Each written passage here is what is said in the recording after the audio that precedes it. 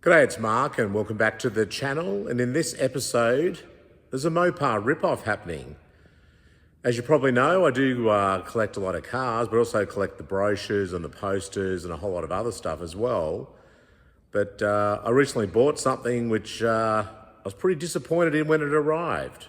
Let's check it out.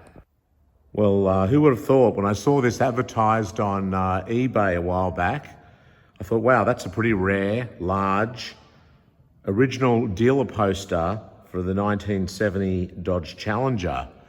And the seller on eBay, and I'm not going to go into who it was, but they had 100% feedback and they said original poster taken from a dealership. Now, I can only assume they probably believe that themselves. I'd hope that would be the case. But when I received the poster, upon further inspection, I immediately knew it was fake.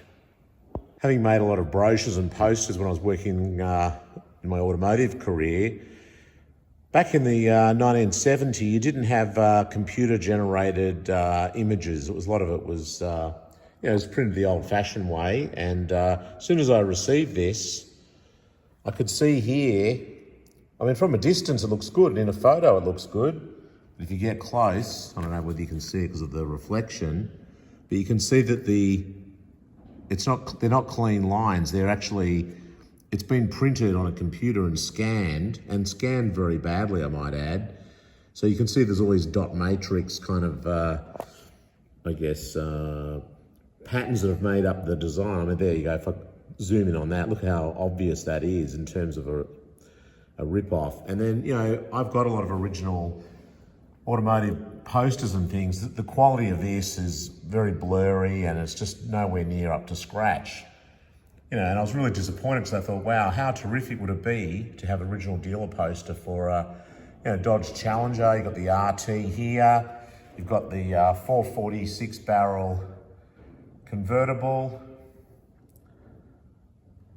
with green with a white interior, and then you've got this really cool 340 Challenger as well. Now, you've got to remember, I'm buying this online and I've bought a lot of stuff and I've never had an issue in the past with,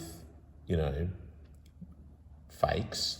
I can tell a fake pretty quickly, but I've never had the issue where it's turned up as a fake.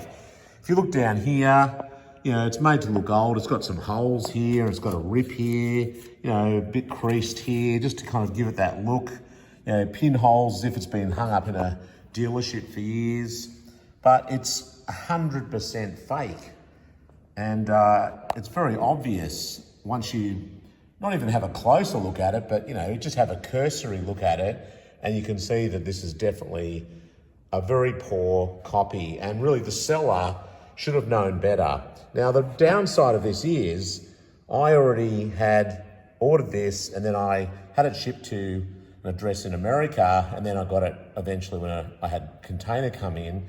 So unfortunately the 90 days just passed when I got it, so I couldn't get my money back from eBay, which was really disappointing. I would have 100%, I should have had it sent straight to me, and you'll probably be shocked when you hear, I paid about $360 US for this post, including postage, which is about 500 Australian dollars. It's a huge amount of money.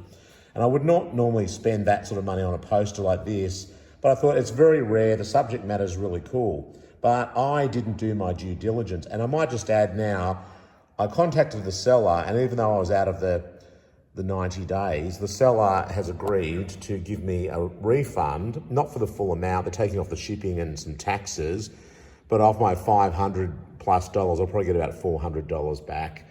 So I'm glad for that, but I thought I'd just make a video, and as I said, I'm not going to go into who the seller was or anything like that to protect them. But once I got it and had my eyes on it, as I said, I could see the obvious scanning here, very poor quality. There's no way. I've got old posters, they're printed nice and sharp and crisp. But then you look a little bit closer and check this out. I don't know, you do see posters in India and places like that, and I reckon even this might be one of those. It's an obvious fake. It's a 340 Challenger, not a Challenger, but it's even spelt wrong. It should be Challenger, not Challenger. Challenger. So there's an obvious one there. But again, it's a small photo in the ad, so I didn't pick that up. And then you go up here to the 340 or the 440 convertible 6-pack. And again, Challenger, and then convertible. There's no E. You know, Chrysler's is not that sloppy in its, in its merchandise. But again, if I had really paid more attention, and it's a good lesson, I guess, that's why I'm sharing it with you guys. If you, I don't know if you buy, a lot of people do buy sort of collectible items like this, you know, original advertising posters and banners and things like that. And I certainly do that. I buy all the owner's handbooks, the service workshop manuals, and all that kind of stuff to, yeah, just to go along with the car. But I love the original advertising. I've got literally tens of thousands of brochures and a lot of posters and things as well, which I've collected for many, many years, you know, 40 plus years. So when I saw this large format poster, I thought, wow, how terrific is this? You know, original Dodge Challenger poster with great subject matter. You know, it's got the Super Bee there, and it's got the whole Scat Pack thing happening, great colors on the cars. But then again, the seller should have picked that up straight away and not offered that as an original 100% fake. It's a poor fake at that. So anyway, I just thought I'd share that with you guys. A bit of a trap or a pitfall for not only young players, but old players like me. I'm not that old, am I? But anyway, thought I'd just point that out.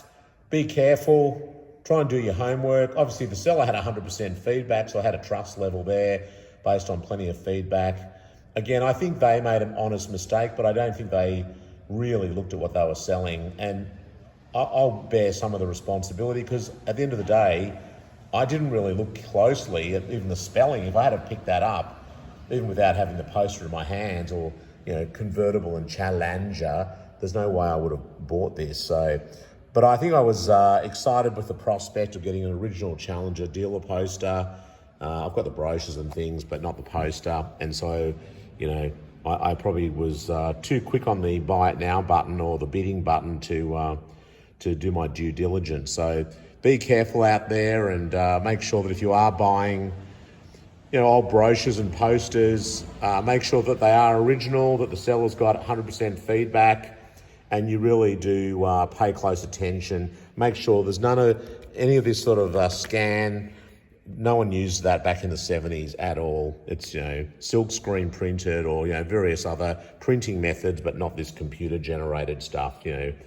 And again, the quality is nowhere near what an original factory poster would be. So a crappy copy, and look, I bear some of the responsibility, but anyway, just thought I'd share that with you guys. Yep, so I feel like a bit of a goose having purchased that. I'm glad that I'm at least getting some of my money back. I mean, I've got to wait for it to go in my account. I haven't got it at this stage.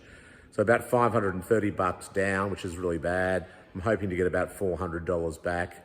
And look, I hope you really enjoyed the video.